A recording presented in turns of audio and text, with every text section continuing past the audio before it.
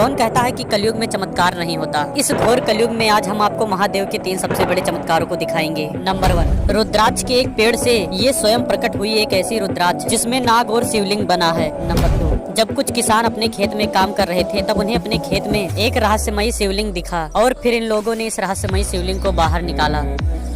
Number 3, Himachal Pradesh में एक बहुत पुराने शिव मंदिर में जब ईंटों ने साथ छोड़ दिया तब प्रकृति ने इस मंदिर को संभाला। महादेव के इतने चमत्कारी दर्शन करने के बाद आज कोई घमंडी ही होगा जो कमेंट में हर हर महादेव लिखकर इस सनातनी चैनल को